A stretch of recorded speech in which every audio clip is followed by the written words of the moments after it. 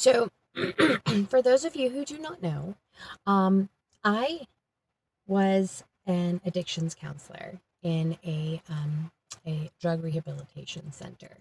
Actually, two different ones. I worked at a solely Medicaid facility, and then I worked at a private facility, and then transitioned into their Medicaid program within the private facility. Okay, so I worked with people who were basically straight out of prison, forced there by the courts. And then the ones with the silver spoon in their mouth, who more than likely were there because of their family. Some of them were there of their own accord, but most of the time they didn't really want to be there. Most of the people that I helped did not want to be there. Um, but that wasn't all of them. Okay. And the reason why I wanted to talk to you about this is, well, first off, me myself. Um, I have a diagnosis from the VA that I have um, not a a mild case. That's what I was like for. A mild case of alcoholism.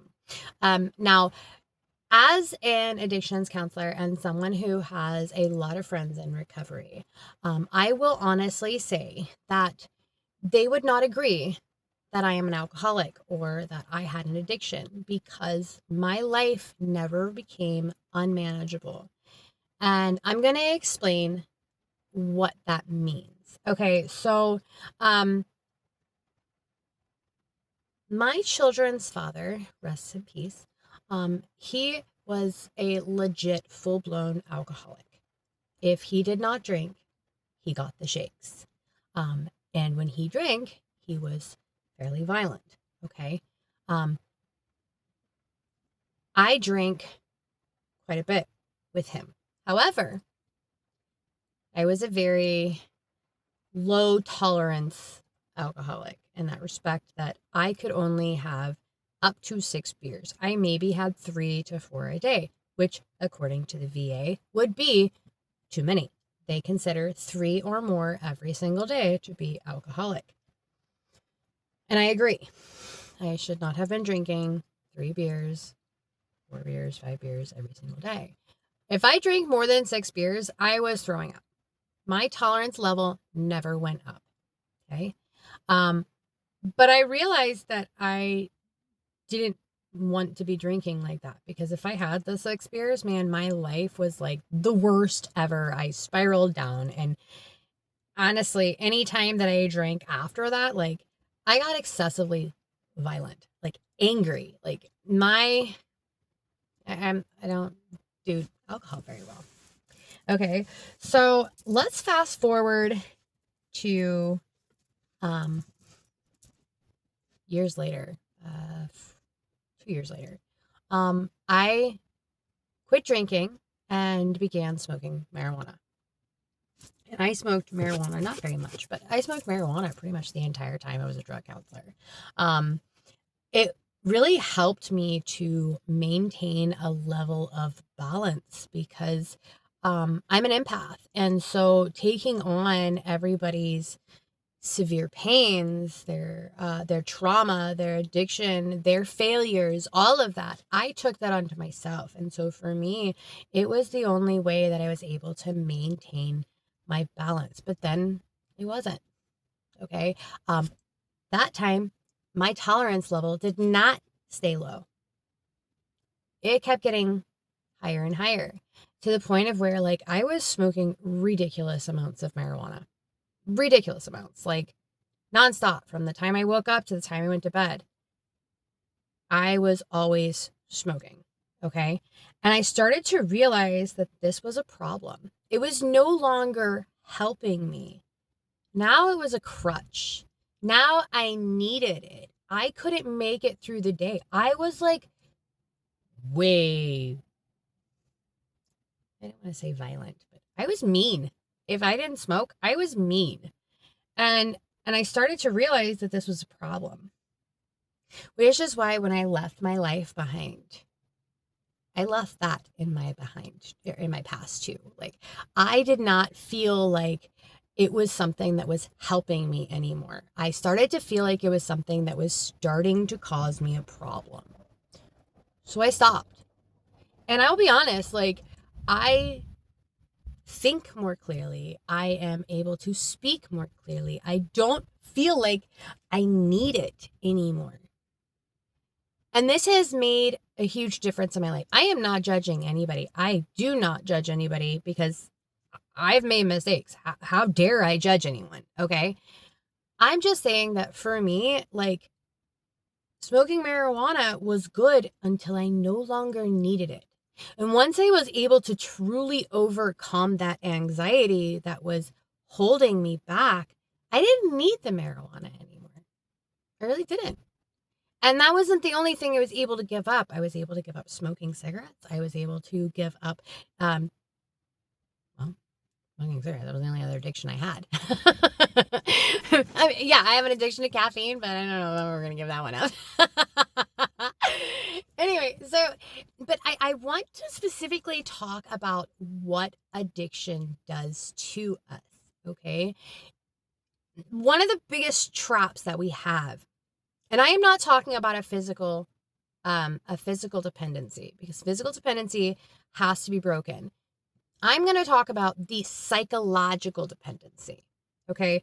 I want to remind you that I have a degree in psychology and that I worked as an addictions counselor, and that I actually was also working towards getting my master's in addictions counseling. I quit halfway through. So out of the 2 years, I did 1 year because I realized that I don't want to say mentally capable, emotionally, I didn't like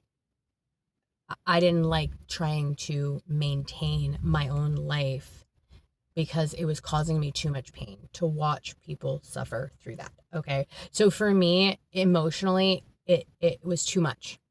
So I walked away from that career because it made me fall apart. So, but I do understand, not necessarily, I understand from a professional standpoint. I understand what trauma can trap us into thinking. I understand what the physical addiction is. And I understand what the psychological addiction is. And I understand that these two are completely separate. Okay? Because you can kick that physical addiction, but the psychological addiction just keeps dragging you back time after time after time. Okay. So what we need to do is unravel it. Okay. Unravel that psychological addiction that you have to the substance. That's how you win. That's how you beat it.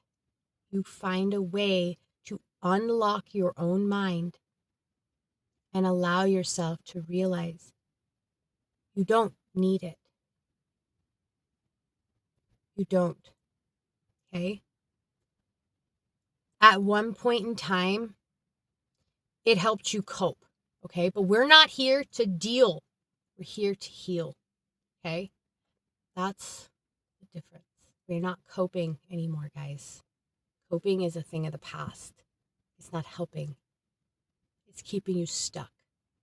We don't cope. We get over.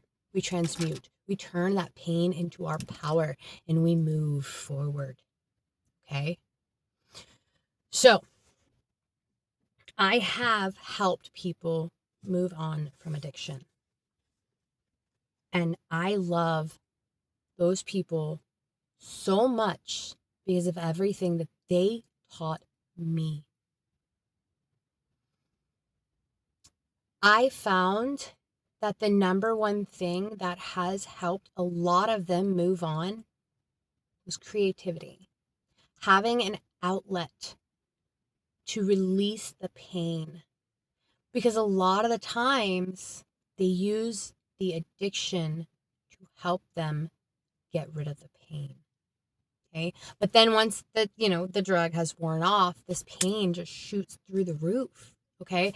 One of the things I used to teach when I was doing addictions counseling was the cycle of anxiety. Okay, so you start out and you're anxious. And so you move to something that's going to relieve that anxiety. And a lot of the times it's our addiction, no matter what that addiction is. It could be drugs, it could be alcohol, it could be pornography, it could be working out, it could be eating. You don't have just one kind of addiction, okay? There's so many kinds of addictions. Anything that you are using as an escape can become an addiction. Okay. So you start out with that anxiety and then you come to your little coping mechanism, right? And you get rid of that anxiety and you're like, oh, I feel better now. Well, then guess what happens? You start to wear off. And once it starts to wear off, you don't just drop a little bit, man, you freaking plummet. And now the anxiety you started off with is maybe like a 6, but the anxiety you have now is 150. Okay. So now you're forced back into this coping mechanism, this addiction, to relieve that pain. Okay. So we need to figure out how to chop off that anxiety. So one of the things that I always talk about is how you have control over 3 things and 3 things only, my friends: pain, fear, and doubt. Okay. We have control over that pain because we can decide at any point in time in our life, I don't want to feel that anymore. I don't want to feel that anymore. That is in my past. That's part of my ego mind. I am not a part of my ego mind. I'm in my soul. And if I'm in my soul, this pain can't hurt me. The fear, again, part of your ego mind, telling you that you can't survive without your ego mind. We're not here to survive, guys. We're here to thrive. Okay. So get out of the ego mind and get back into here. Because when you know that you are protected, that you are with God, that you are God, when you know that, there is nothing to fear. Because what's the worst thing that could happen to you? You move on to the next lifetime? Or you go back to your home? You leave the life of suffering behind? Do not get me wrong. I am not suggesting you go and end your life. Please do not do that. If you feel that you are at that point, reach out. Call 911. Get help. Because life is so worth it, my friends. I promise you, it really is. Once you heal and you learn what life is truly about, and you remember that life is not happening to you, but for you, this is when life begins. Right now, you're in your training program. You haven't quite gotten to the point where you can experience life as what it is, which is exactly that, an experience. Okay? Now, and then the third one, the doubt. Oh man, the doubt will freaking destroy you. Stop listening to those voices inside of your mind, because those voices are not your own thoughts. They're not your own. You listen from here. You kill the doubt. Find your way to kill that doubt. For a long time, my coping mechanism was to tell that negative voice to shut the fuck up before I fucking stab it. This helped. Now I don't have to worry about that because there is no negative voice inside of my head. When that voice comes in, I'm like, that's not mine. I don't know what's that in my mind. Ugh. Don't pay no doubt. Don't pay no mind. It is just doubt. And if you believe, you stand in what you believe, you are untouchable, unstoppable. Okay? Now, let's talk about the addiction again. Let's go back to the psychological addiction, not the physical addiction. Remember, if you need to detox, please go to a detox center. As you know just as well as I do, that this could be your life. I need to open the door. It's a little hot in here. I'm in the truck because it's like storming outside, but I wanted to be outside. I love being outside. Okay. So when we're talking about like the actual physical addiction, the physical withdrawals, you know that this can kill you. Alcohol is one of them. Detoxing from alcohol can kill you. Please get help. Benzodiazepines can kill you. Please get help. Once you have physically detoxed, this is where you gotta start detoxing your mind. Okay?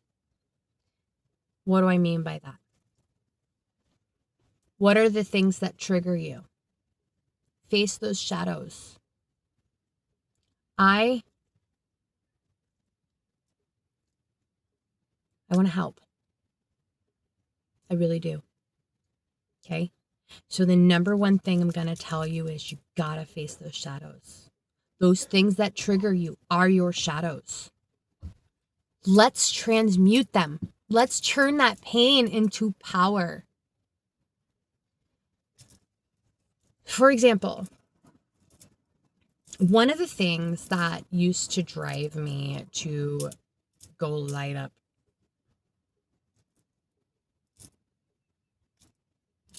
was any kind of disagreement. Not necessarily like disagreement between two other people, but somebody disagreeing with me.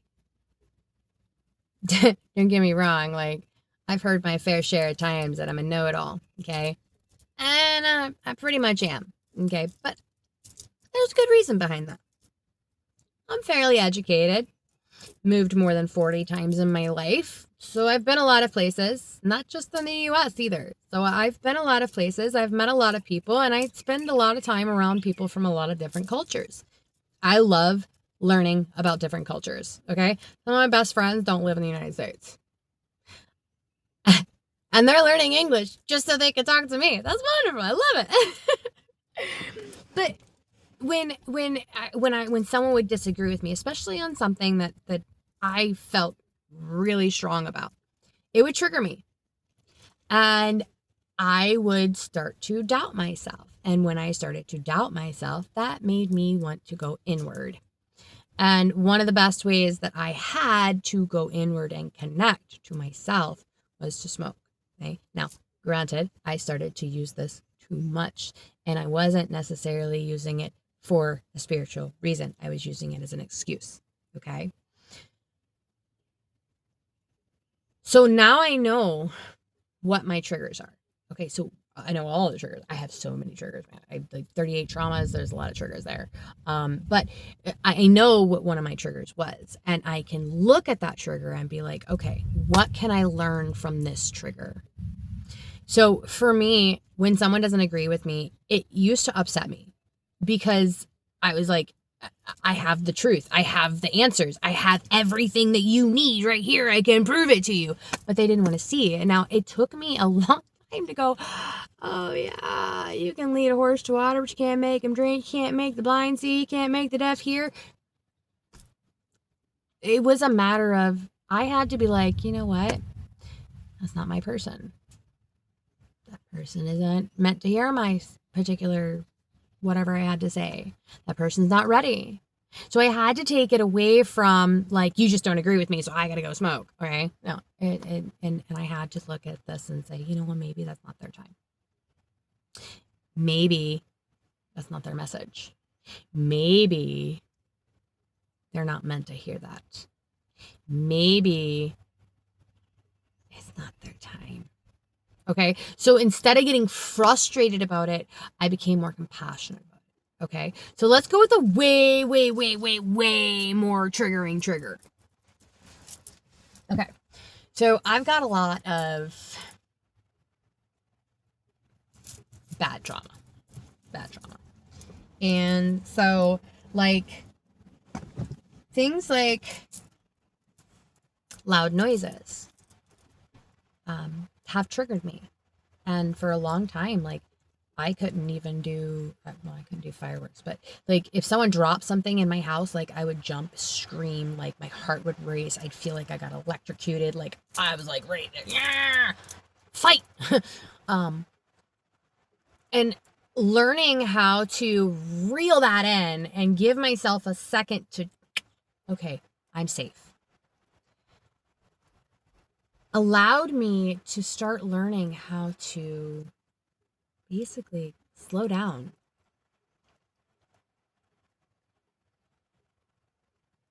Overcoming the fight, flight, freeze, or fawn. There's 4 now. Like flight, fight, freeze, and fawn.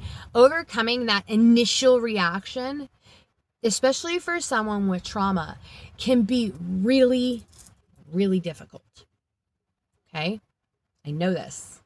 I've done it. The key is to override the ego. Override the fear system. You override the fear system by telling yourself, what's the worst that can happen? Somebody could physically harm me. Someone could sexually harm me. But it doesn't necessarily have to reach here. A very, very, very, very amazing book written by Viktor Frankl. He was a psychotherapist a while back. He wrote the book Man's Search for Meaning. And he was a Holocaust survivor. And he actually found peace while in Auschwitz. He found a way to go inward and stop allowing the physical pain to hurt him. We have control over that pain. Someone can hit me all day long, and they could break my bones, and they could fuck me up really bad. But that doesn't necessarily mean it has to hit me here. I can walk out of that situation stronger, not broken. Stronger because now I know I can't trust that person. Now I know I need to put some space between me and them. Now I know maybe I need to carry a baseball bat. Now I know fuck a motherfucker up, right?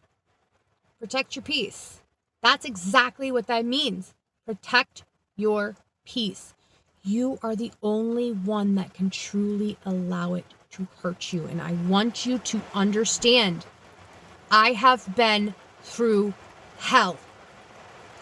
I have been to a point where I didn't think I was going to live through a moment. I have been to a place of absolute destitution.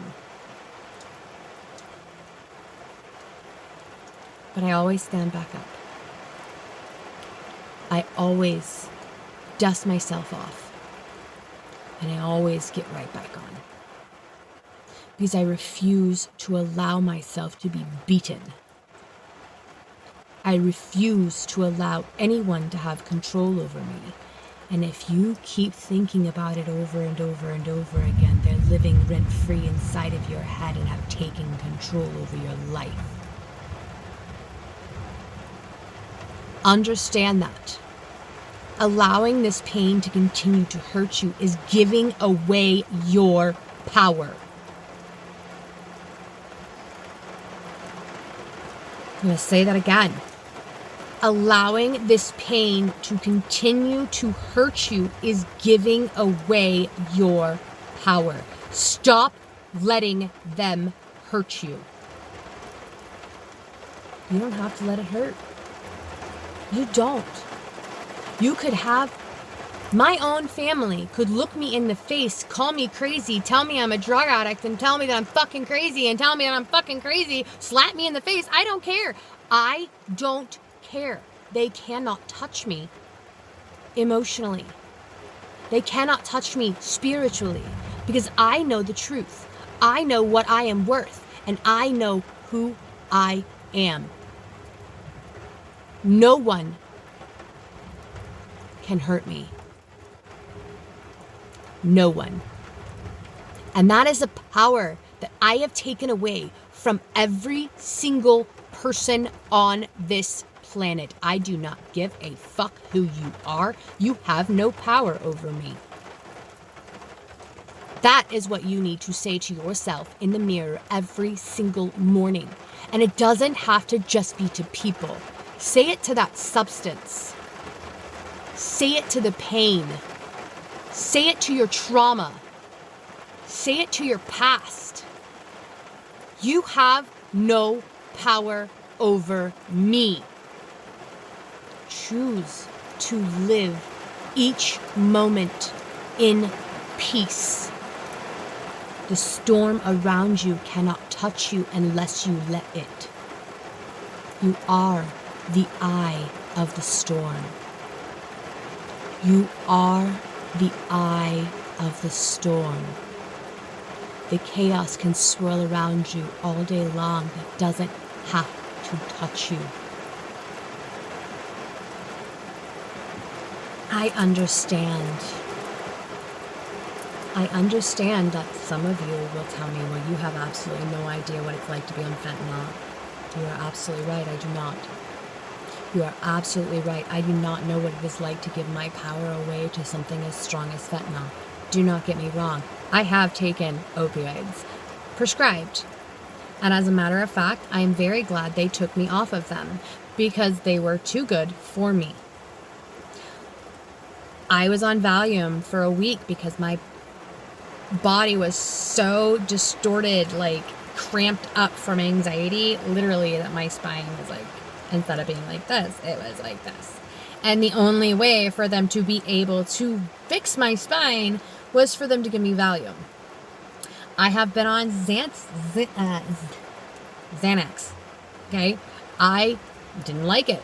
I didn't like the fact that I didn't have control. I said weird things. It didn't make me happy. I did not want to take it. I have been drugged. I've experienced these things. I have never been addicted to them. Okay? And I'm pretty sure that I have been drugged with fentanyl in the past. I pray to God I haven't, but I'm pretty sure I have. But the thing is that I was very afraid of drugs that were not natural for the simple fact that I was afraid to lose myself. And there were a few times when the marijuana I smoked was laced. Like, I know there was a time that it was laced with ecstasy. There was a time it was laced with LSD. It's just the thing, you know, especially back in the day when we didn't have dispensaries, you know, you got your shit off the street. You kind of like, you know, threw the dice. Am I going to get something that's good or am I going to get something that's killing me? That's the same way it is with all drugs now, guys. Every time you do it, you are rolling the dice. Am I gonna live this time? Am I gonna die? You know? And shit, I could go even further into like trafficking, human trafficking in drugs, and how they don't even have to like take you from your home to traffic you. Energy siphoning is a thing. I know. I got siphoned. It's a thing, guys. So, I am going to do some more videos. I think I'm going to do an entire series just on addiction. I had like a 12-week, 16-week program that I put together back in the day that I am way happy to do and give you for absolutely free because I believe that addiction recovery should be free. That is for all of you out there. Addiction recovery should be free. You shouldn't have to pay for that. Period. Shame on anybody who makes you pay for it. It should be free. Because your life matters. Your life matters so much. And I will gladly help you. I would lay down any moment of my day to help anybody who is willingly coming to get help from addiction. And if you need help, my email address is on the description page of my website, on my YouTube page. Okay? I promise you, I will be there for you. As long as you show up to do the work, I will show up for you. I love you guys. Please keep your head up. And remember, you have no power over me. I love you.